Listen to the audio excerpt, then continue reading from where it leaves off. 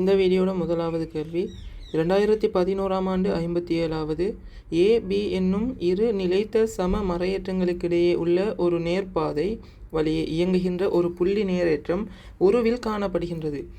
ஏற்றம் ஏ மீது நேரேற்றத்தின் விளைவாக உள்ள விசை எஃப்பின் பருமன் தூரம் எக்ஸுடன் மாறலை மிகச்சிறந்த முறையில் வகை குறிப்பது எது? ரைட், இது ஓல்ட் பேப்பரை கேள்வி. இதே நியூ பேப்பரில் இதே மாதிரி கேள்வி நாங்கள் பார்த்தோம். இதுக்கு முதல் வீடியோவில் லாஸ்ட் கேள்வி பார்த்தீங்கன்னா விளங்கும். ஆனால் இந்த கேள்விக்கும் அந்த கேள்விக்கும் டிஃப்ரெண்ட் விளங்குதா? இதில் நேரேற்றத்தின் மீது உண்டாகும் தேறிய விசை, ஆக இங்கே வழங்கப்படுற நேரேற்றத்தின் மீது உண்டாகும் தேறிய விசை தான் கேட்காங்க. இந்த கேள்வியில் கேட்காங்க பாருங்கள், ஏற்றம் ஏ மீது நேரேற்றத்தின் விளைவாக உள்ள விசை, ஆகவே ஏ மீது தாக்குற விசையை தான் நீங்கள் கேட்காங்க. இங்கே ஏ தான் ஃபோக்கஸ் பண்ணி கேள்வி வந்திருக்கு.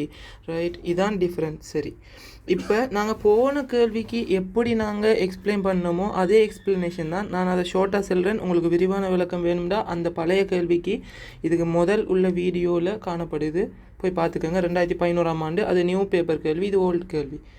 இதில் பாருங்கள், ப்ளஸ் வந்துட்டு முடிவெளி தூரத்தில் இருக்கக்கூடாது, அதாவது நல்ல தூரத்தில் இருக்கக்கூடாது, 6 மிச்சம் கூட. ஆகவே 6 வர்க்கத்தினால் என்ன செய்யும்? எஃப் குறைவடையும். 6 வர்க்கம் அளவு கூடுறதால எஃப் வந்துட்டு மிச்சம் குறைவாக காணப்படும், கிட்டத்தட்ட 0, அதாவது 0ல் இருந்து அதிகரிக்கும். இந்த ப்ளஸ் ஏற்றத்துக்கும் மைனஸ் ஏற்றத்துக்கும் மர ஏற்றத்துக்குமான விசை எப்படி தாக்கும்டா? ரெண்டையும் இணைக்கிற ஒரு கோட்டின் வழியே தாக்கும். ஆகவே இங்கே எஃப் தாக்கும், இங்கே எஃப் தாக்கும். இதே மாதிரி மைனஸ் அளவையும் தாக்கும். நாங்கள் அந்த கேள்விக்கு தான் இது ரெண்டையும் கவனிக்கணும். எங்களுக்கு ஏ மீது தாக்குற விசை இதை மாறல் தானே கட்டிக்காங்க, அதனால் நாங்கள் இந்த விசையை மட்டும் கணக்கெடுப்போம். ரைட், இப்போ பாருங்கள், தூரம் வந்துட்டு அண்மிக்க இந்த ஆர் பெருமானம், அதாவது 2 ஏக்கும் அந்த மறையேற்றத்துக்கும் நேரேற்றத்துக்கும் இடையிலான தூரம் ஆறானது குறைவடைய போகின்றது. ஆகவே இந்த நீளம் முடிவெளியிலிருந்து x=0 அண்மிக்க ஆறானது குறைவடைந்து எஃப் அதிகரிக்க போகுது. ஆகவே எஃப் அதிகரிக்கிறத காட்டணும். அது அந்த மாறல் எஃப் நேர்மாறி வீசணும். நீங்கள் 6 வர்க்கம் இந்த மாறலாக காணப்படும். ஆகவே இதுக்கு நாங்கள் கிராஃப் சும்மா நோமலாக எழுதினோம்டா, இதான் வந்துட்டு அந்த x=0ங்கிற பாயிண்ட்டுண்டா. இப்போ கிராஃப் வந்துட்டு முடிவெளியிலிருந்து அதிகரிச்சுட்டு வந்து மேக்சிமம் வேகம் மேக்சிமம் விசை தாக்கும் எங்கே? x=0 இந்த புள்ளியில் நிற்கிற டைமில் ஏன் மிச்சம் தூரம் குறையும். அதுக்கு பின்னால் இதுவரைக்கும் அந்த விசை காரணமாக அது பெற்றுக்கொண்ட வேகத்தின் விளைவாக இன்னும் எக்ஸ் தூரத்தை தள்ளி நகர இப்போ என்ன செய்யப்போது? ஏயினால் கவர்ச்சி விசை தொழிற்படும். இந்த கவர்ச்சி விசை இந்த பயணத்தை எதிர்க்கும் வகையில் அமையும். ஆகவே எக்ஸ் திசை வழியே ஒரு இடத்தில் இந்த வேகமானது 0 அடைந்து மீண்டும் அது பயணப்பாதை வழியே திரும்ப செல்லப்படும். இங்கே என்ன விஷயம்னா, இந்த எஃப் ஆனது மீண்டும் என்ன செய்ய போதோ, இந்த x=0 அடைஞ்சதுக்கு பின்னால் மீண்டும் அது நகர ஆர் ஆனது அதிகரிக்க எஃப் ஆனது மீண்டும் 6 வர்க்கத்தினால் குறைவடையும், 6 வர்க்கம் மடங்கினால் குறைவடையும். ஆகவே அதிகரிக்க மேக்சிமத்தை அடையும். அது வளைவான கிராஃப். மேக்சிமத்திலிருந்து மீண்டும் அதே வளைவு எஃப் நேர்மாறு நீங்கள் 6 படி குறைவடையும். இதை காட்டுற கிராஃப் எத்தனாவது? 5வது. போன கிராஃபுக்கும் இந்த கிராஃபுக்கும் மிச்சம் டிஃப்ரெண்ட். ஏன்னா போன கிராஃப் வந்துட்டு இந்த ப்ளஸ் ஏற்றத்தில் உள்ள விலையில் விசையை கேட்காங்க, இந்த கலியில் கேட்காங்க இந்த ஏ மீது காணப்படுகின்ற விசையை தாக்கத்தை கேட்காங்க. ஆகவே நாங்கள் இந்த ஏ மீது உள்ள விசையை தாக்கத்துக்கு ஏ மட்டும் கவனித்தாலே போதும். இந்த கலிக்கு தான் விளக்கம். அடுத்த கேள்வி பார்ப்போம். 2011ஆம் ஆண்டு ஆகஸ்ட் 31வது இரு கடத்தும் கோள ஓடுகள் உருவில் காணப்படுகின்றவாறு கடத்தும் கம்பிகளை பயன்படுத்தி தொடுக்கப்பட்டுள்ளன. தொகுதிக்கு ஒரு தேறிய நேரேற்றம் கொடுக்கப்படுகின்றது. மையத்தில் இருந்தான தூரம் ஆறுடன் நிலைமின் அழுத்தம் வியின் மாறலை மிகச்சிறந்த விதத்தில் வகை குறிப்பது. அப்போ இந்த கேள்வியை பாருங்கள், இதில் உட்புறமாக ஒரு ஓடு இருக்கி, வெளிப்புறமாக ஒரு ஓடு இருக்கி. ஆனால் 2 ஓட்டையும் ஒரு கம்பியால் தொடுக்காண்ட என்ன அர்த்தம்? இப்போ தொடுத்தது பின்னால் ப்ளஸ் கியூங்கிற ஒரு ஏற்றம் மட்டும் கொடுக்காங்கண்டா, இந்த ஏற்றம் இப்போ எல்லா இடங்களும் சமனாக இருக்கிற மாதிரி பரம்பும். ஆனால் இது உள்ளுக்கு தொடுகையில் காணப்படுவதனால் இது பூர்த்தியான கோலமாகையால் உள்ளுக்கு மின்புல கோடுகளை அனுமதிக்காது. ஆகவே உள்கோளம் வந்துட்டு மின்னேற்றங்களை வைத்திருக்காது. ஆக மின்னேற்றங்கள் உட்கோளத்தில் ஏற்றப்படாது. ஆகவே இந்த ஏற்றங்கள் அனைத்துமே வெளிக்கோளங்கள வெளிமேற்பரப்பில் மாத்திரம் வைத்திருக்கப்படும். எங்களுக்கு தெரியும், ஒரு கடத்தும் கோலம் ஒன்றுக்கு நாங்கள் ஏற்றத்தை வழங்கினோம்னா, இப்போ இது உதாரணமாக தடித்த கோலம் இருக்குமே, இப்போ ஒரு தடித்த கடத்தும் கோலம் இதுக்கு நாங்கள் ஏற்றத்தை கொடுத்தோம்னா அது உட்புறத்துக்கு போகுமா? போகாது. அதன் ஏற்றம் வந்துட்டு வெளிமேற்பரப்புலாம் காணப்படும். இதே போல் ஒரு கோலம் அது திண்ம கோலமாக இருக்கட்டும். திண்ம கோலத்துக்கு நாங்கள் ஏற்றத்தை கொடுக்கும். அது எங்கே இருக்கும்? மேற்பரப்புலாம் நீக்கும். ஏனென்னா உள்ளுக்கு வந்துட்டு அது ஏற்றங்களை அனுமதிக்காது. இதுவும் உள்ளுக்கு ஏற்றங்களை அனுமதிக்காது. இதே போல தான் இது. அதாவது எல்லா இடமும் வந்துட்டு தடிப்பம் மாதிரி இல்லாமல் கம்பியால் இணைக்கப்பட்டிருக்கு. அப்போ கம்பியால் இணைக்கப்பட்டதுனால் இந்த உள்ளுக்கு இருக்கிற உட்கோலத்தில் எந்தவித ஏற்றங்களும் போகாது. ஆகவே வழங்கப்பட்ட +q ஏற்றம் வெளிமேற்பரப்பில் மாத்திரம் காணப்படும். ஆகவே வெளிமேற்பரப்பில் மாத்திரம் ஏற்றங்கள் காணப்பட்டால் இது ஒரு உலோக கோலம். உலோக கோலத்தின் உட்புறம் E. அப்போ இதுக்கு ERோட மாறுற கிராஃபை நாங்கள் வரைஞ்சோம்னா வந்துட்டு உள்ளுக்கு 0 E இருக்காது, காணப்படாது. வெளிப்புறமாக E நேர்மாறு வீசம் நீங்கள் R வர்க்கத்தின் படி குறைவடையும். ஆகவே கிராஃப் வந்துட்டு தரப்பட்ட விதத்தில் பெறப்படும். இது அழுத்தம் V வந்துட்டு Rோட மாற கிராஃப் எப்படி வரும்? அதாவது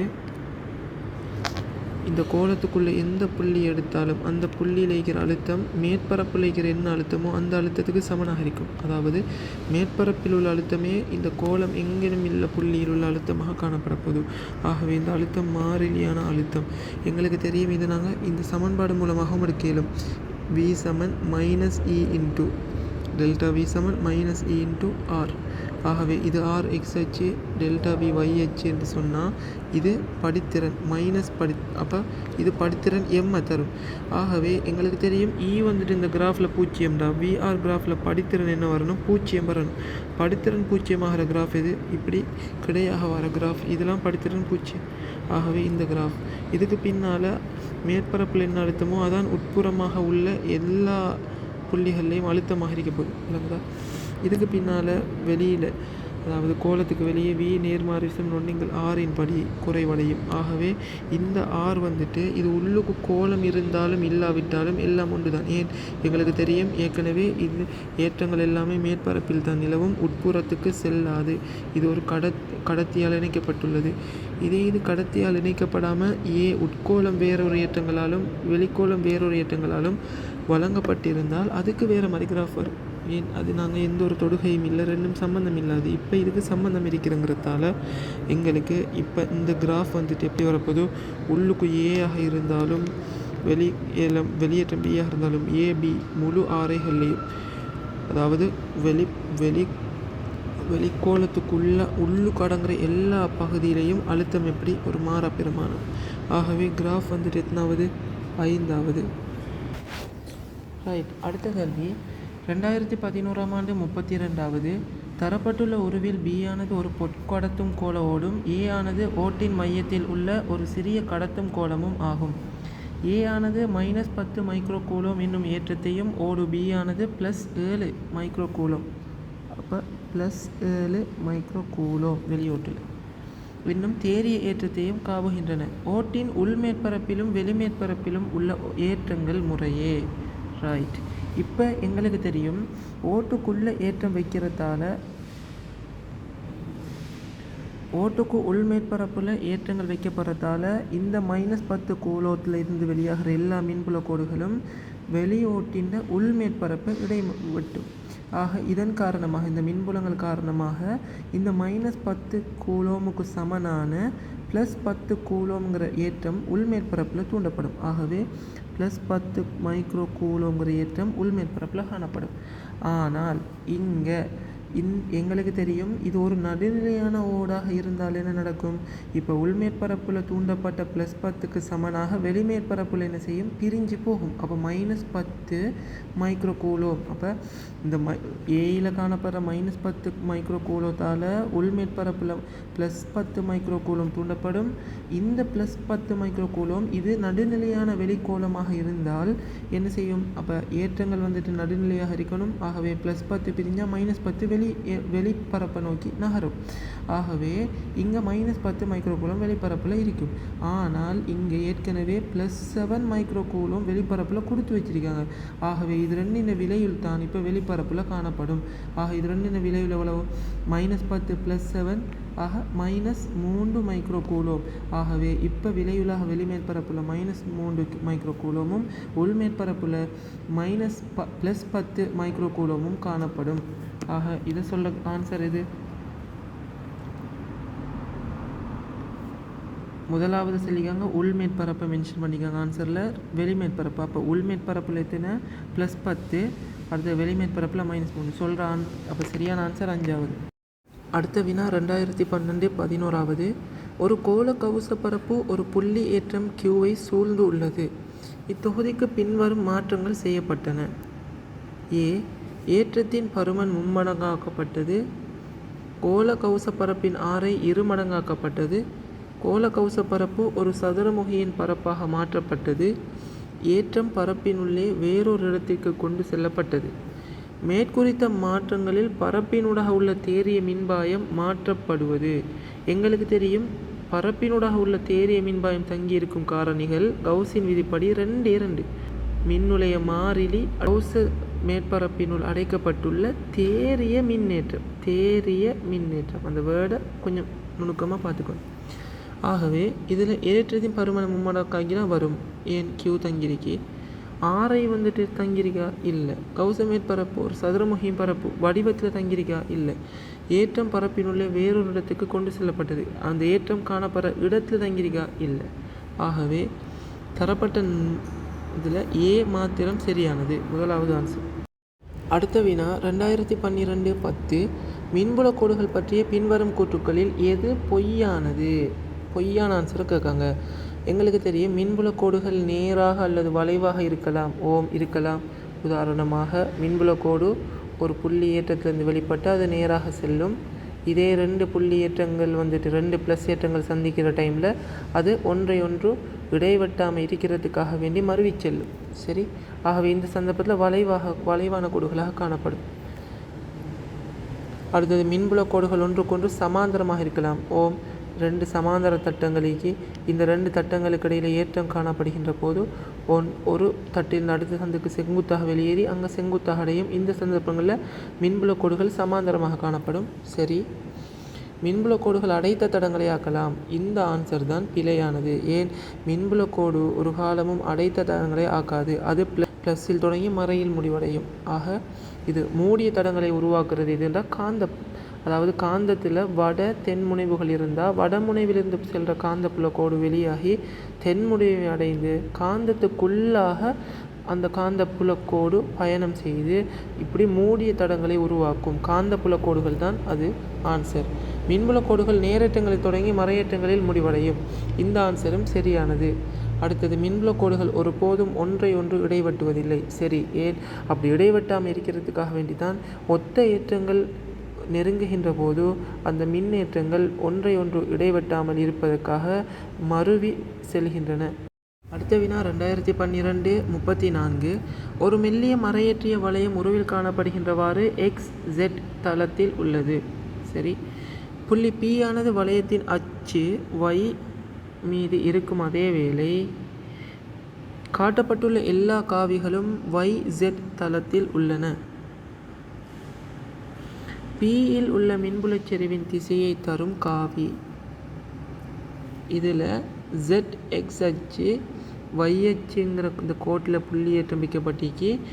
ஆக இதில் இந்த ZX அச்சு பற்றி இந்த பரப்பொண்டிக்கு தானே, இந்த பரப்பில் தான் இந்த வளையம் வைக்கப்பட்டிருக்கா. அந்த வளையத்தில் இருக்கிற ஏற்றங்கள் எல்லாமே சின்ன சின்ன பகுதிகளாக நம்ம உடைச்சி பார்த்தோம்னா ஒவ்வொரு பகுதியும் என்ன செய்யும், ஒரு கூம்பு மாதிரி ஷேப் உண்டாக்கும். இந்த கூம்பு மாதிரி ஷேப்பில் இந்த கூம்பிட பரப்பின் வழியே தான் என்ன செய்யப்போதோ இந்த ஏற்றங்கள் முற்றுமுழுதாக தொழிற்படும்.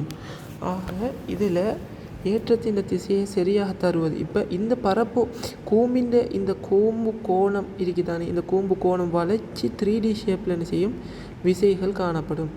இந்த விசைகள் எல்லாமே பிரிப்படுத்தால், அதாவது இந்த கூம்பிட ஆக்கிற கோணம், இந்த கூம்பு கோணம், இந்த தீட்டா, இந்த உதாரணமாக இந்த போர்டரில் இருக்கிற ஒரு F எடுப்போம்.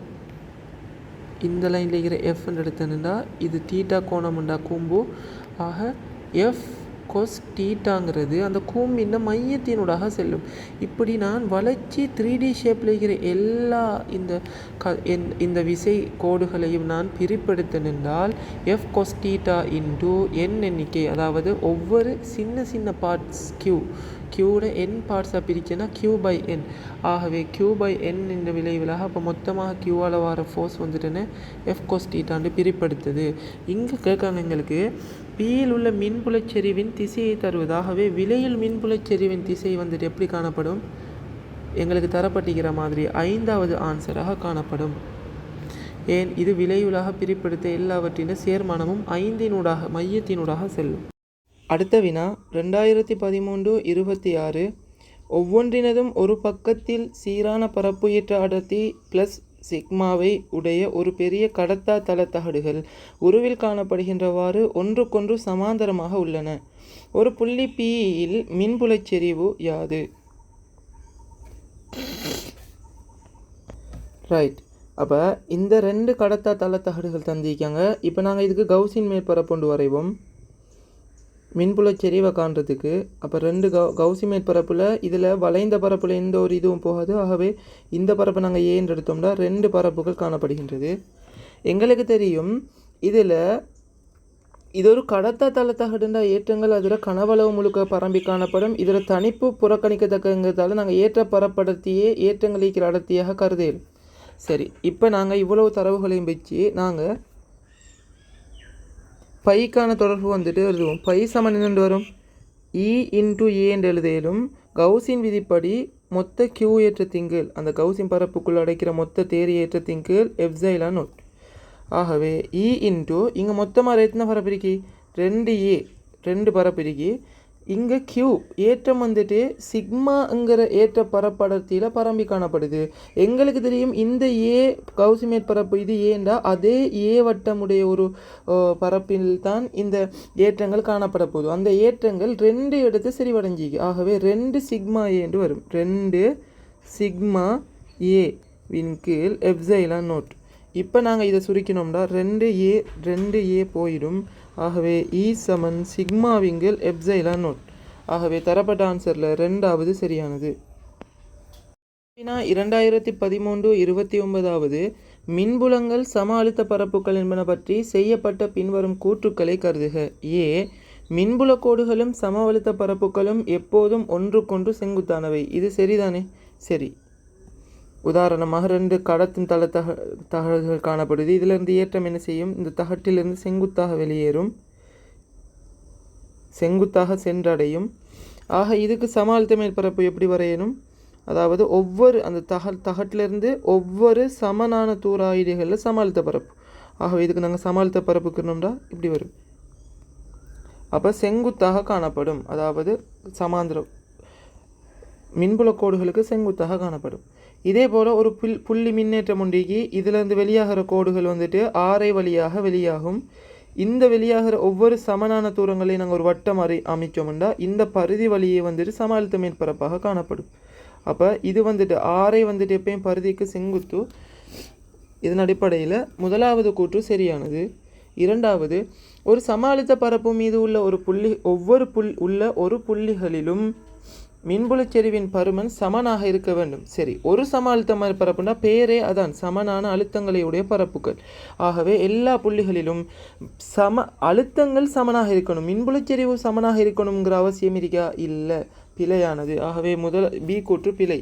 சம அழுத்தங்கள் தான் சமனாக காணப்படும். சில நேரங்கள் எங்களுக்கு தெரியும் 2 ப்ளஸ் ஏற்றங்களை கருதுவோம். 2 ப்ளஸ் ஏற்றங்கள் காணப்படுற இடத்துல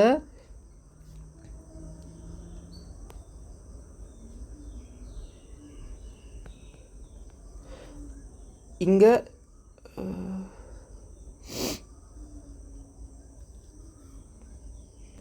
உதாரணமாக ஒரு ப்ளஸ் ஏற்றம் இருக்கி, ஒரு ப்ளஸ் ஏற்றத்தை சூழ உள்ள சம அழுத்த மேற்பரப்பை வரைவோம். இந்த சம அழுத்த மேற்பரப்பு தனியே இருக்கும்போது அதாவது பரிதி வழியே காணப்படும் ஒரு கோலமாக. இந்த கோலத்தில் இப்போ செல்ல இயலும் எங்களுக்கு என்ன? இதர சம அழுத்த மேற்பரப்பும் இருக்கிற எல்லா புள்ளிலையும் மின்புலச்செறிவும் சமன். ஏண்டா சமனான தூரங்கள். இந்த சம அழுத்த மேற்பரப்பு வடிவம் மாறலை. இது நான் இன்னொரு ப்ளஸ் ஏற்றத்துக்கு அருகில் கொண்டு வர டைமில் இந்த சம அழுத்த மேற்பரப்பு என்ன செய்யும்?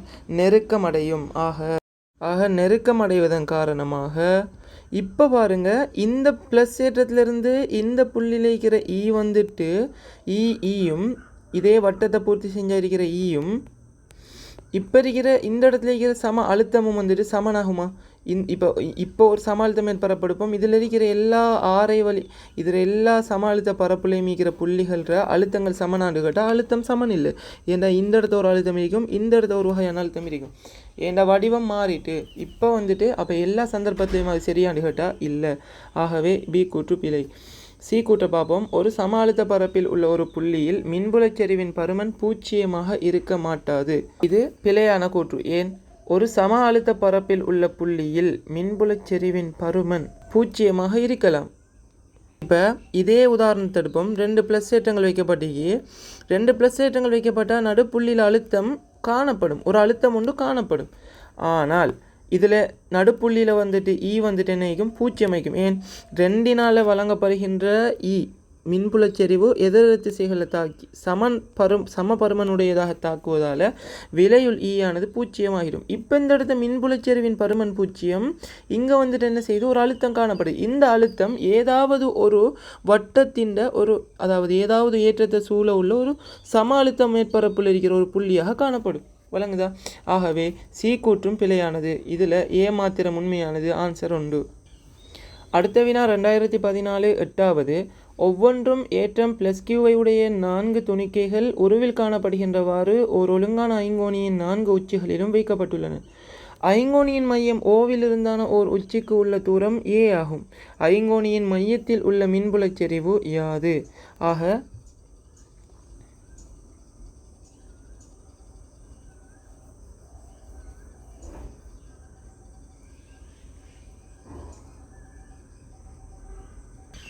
ரைட், இந்த கேள்விக்கு நாங்கள் விட எழுதுறதுக்கு முன்னால் இது ரிலேட்டடான ஒரு சின்ன உதாரணத்தை உங்களுக்கு வழங்கப்படுத்துகிறேன். பாருங்கள், விளங்குதாண்டு. ஒரு புள்ளியில் தாக்கும் 3 விசைகளின் கீழ் ஒரு பொருள் சமநிலையில் இருக்கணுமாம்டா ஒரு விசை எதிர் அரிக்கணும், மற்ற 2 விசை ஒரு திசையில் இருக்கணும்.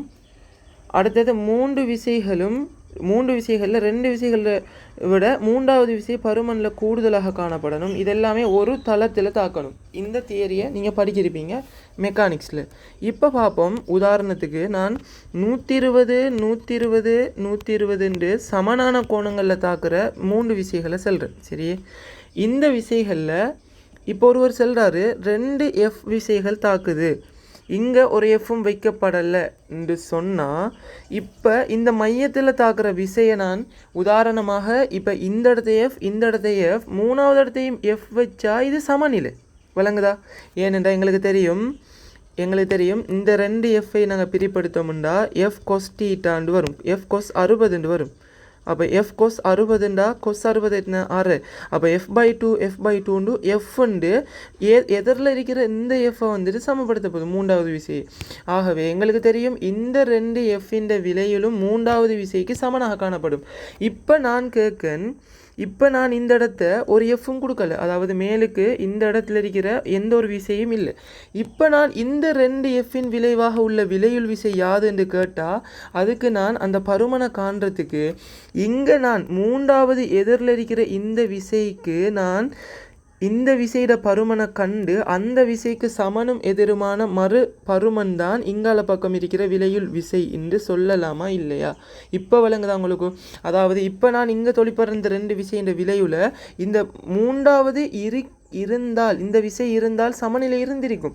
அந்த விசையை வச்சு நான் சமநிலையை விளக்கலாம். இந்த விலையில் விசையை சொல்லலாமா இல்லையா? இங்கேயும் இதே கான்செப்டை நாங்கள் யூஸ் பண்ண இயலும். மற்றும்படி இங்கே கோணமெல்லாம் போட்டு பிரிப்பெடுக்க தேவையில்லை. எல்லாரும் இந்த கேள்விக்கு ஃபஸ்ட் டைம் செய்ய போன உடனே செஞ்சிருப்பாங்க. எப்படின்னா இங்கே +q இப்படி தாக்கும், இந்த பியில் வைக்கிறதுக்கு இப்படி விசை இங்கே தள்ளுகை விசை தாக்கும். அதாவது A தள்ளும், பியும் தள்ளும், சியும் தள்ளும், டியும் தள்ளும். இப்படி இந்த எல்லா விசைகளில் கோணங்களையும் கண்டு பிரிப்பெடுக்க போவாங்க. அப்படி எடுக்க வேண்டாம். அப்படி எடுக்கிறது உண்மையாக டைம் வேஸ்ட், செஞ்சு ஆன்சர் எடுக்கிறதும் கஷ்டமாக இருக்கும். ஆகவே இங்கே என்ன கான்செப்ட்னா, உதாரணமாக சப்போஸ் இங்கே ஈலையும் +q ஏற்றம் வைக்கப்பட்டிருந்தால் இந்த முழு தொகுதியும் என்னஞ்சிருக்கும்? சமநிலையில் இருந்திருக்கும். எங்களுக்கு தெரியும் முழு தொகுதியும் இழுவையில் இருந்திருக்கும், ஆகவே எல்லா விசைகளில் கூறுகளும் ஒரு கிடைக்கூறாக நாங்கள் பிரிப்பெடுத்தோம்டா இப்போ இந்த தளத்தை எடுத்தோம்டா இந்த பிரிப்பு இந்த பிரிப்பு இந்த பிரிப்பு இந்த பிரிப்பு எல்லா பிரிப்புகளும் சமனாக பூஜ்ஜியமாக இருக்கும். இப்போ பார்ப்போம், இந்த விசை ப்ளஸ் கியூ ஈல வைக்கப்பட்ட ப்ளஸ் கியூ இல்லாததன் காரணமாக இந்த ப்ளஸ் கியூ இருந்தால் என்ன சமநிலை தாக்குமோ அந்த இப்போ ப்ளஸ் கியூ இருந்தால் ஒரு விசை ஒன்று தாக்கும் தானே இ, அந்த இ இப்போ தள்ளுகை விசைனா இந்த ஈக்கு சமனும் எதிருமான மறு விசைகள் தான் மற்ற ஏனைய எல்லா விசைகள விலையுலாக காணப்படும். ஏனைய எல்லா விசைகள விலையுலை நாங்கள் பிரிப்படுத்தோம்டா அது விலையுலாக அப்போதானே சமநிலை சாத்தியமாக இருந்திருக்கும். விளங்குதா இப்போ? ஆகவே இப்போ இந்த தொகுதியில முழு விலையிலும் எப்படி வரும்டா இங்கால திசையில் வரும், அதாவது OE திசையில் வருமேன். இது எல்லாமே சேர்ந்து தள்ள போதும் இ இல்லாதன் காரணமாக. அப்போ OE திசைங்கிறது ஷுவர் எங்களுக்கு, அதாவது OE திசைன்னு சொல்கிறது முதல் 2 ஆன்சர்ஸ். இதில் இ வந்துட்டு இல்லாததுனால தாக்குற விசை தானே தாக்க போதும். ஆகவே இ மட்டும் இருந்தால் என்ன ஓலங்கிற விசை தாக்கும்ண்டா எங்களுக்கு தெரியும் ஒன்றிங்கில் 4πε0 ஈக்கான சமன்பாடு என்ன, கியூவின் கீழ் ஸ்மால் கியூவின் கீழ் ஏ வர்க்கம். இந்த விசைக்கு சமனான விசை தான் என்ன செய்ய போதோ மற்ற ஏனைய எல்லா விசைகள விளைவுலாகவும் காணப்படும். ஆகவே எங்களுக்கு தரப்பட்டதில் ஆன்சர் எத்தனாவது? முதலாவது. விளங்கியிருக்கும்னு நினைக்கிறேன். இந்த வினா 2014-12 ஒரு கவுசப்பரப்பு எஸ் ஆனது ப்ளஸ் கியூ ஏற்றத்தை கொண்ட ஒரு உலோக கோலத்தையும் ஒவ்வொன்றும் மைனஸ் கியூ கோத்த சுயாதீன இலத்திரன் எண்ணிக்கைகளை கொண்ட 3 N வகை குறைகடத்தி துண்டுகளையும் ஏற்றம் ப்ளஸ் கியூ கூத்த துளை எண்ணிக்கையை கொண்ட ப்ளஸ் பி ஒரு பி வகை குறை கடத்தி துண்டையும் உருவில் காட்டப்பட்டுள்ளவாறு உள்ளடக்குகின்றது. பரப்பினூடாக உள்ள மொத்த மின்பாயத்தை பூஜ்ஜியமாக்குவதற்கு ஓர் N வகை குறை கடத்தி துண்டை அகற்ற வேண்டும். இந்த கேள்வியில் இந்த பரப்பினூடாக கவுசப்பரப்பினூடாக மொத்த மின்பாயம் பைய பூஜ்ஜியமாக்கணுமாம்டா. அப்போ கியூ என்ன செய்யணும்? எப்சைலானோட எங்களுக்கு ஒன்றும் செய்யலை. அப்போ கியூ விலையுள் தேறிய மின்னேற்றங்களை பூஜ்ஜியமாக்கணும். எங்களுக்கு இதுக்கு முதல் ஒரு பேசிக் கன்செப்ட் விளங்கணும். என்னென்னா PN இந்த குறைகடத்திகளினூடாக மின்புலக்கோடுகள் வெளியாவது கிடையாது. இந்த தியரி தான் இங்கே இவங்க செக் பண்ணுற விஷயம். ஆகவே இங்கே இவங்க எத்தனை PN வச்சிருக்காங்கங்கிறது எங்களுக்கு முக்கியமான விஷயமே இல்லை. ஆகவே முதலாவது N வகை குறைகடத்தி துண்டை அகற்ற வேண்டும். இதால் மாறுமா? இல்லை. அதே துணை செறிவுள்ள ஒரு மேலதிக P வகை குறைகடத்தி துண்டை சேர்க்க வேண்டும். அது வருமா? இல்லை. ஒரு மைனஸ் கியூ ஏற்றத்தை காவுகின்ற ஒரு உலோக கோலத்தை வெளியிலிருந்து மூடிய கனவளவிலுள்ளே கொண்டு வர வேண்டும். எஸ், மைனஸ் கியூ வந்துட்டு இதுக்குள்ளே வந்தால் ப்ளஸ் கியூ எல்லாம் பூஜ்ஜியமாகிடும். ஆகவே சி சரியான ஆன்சர். எத்தனாவது? 2வது.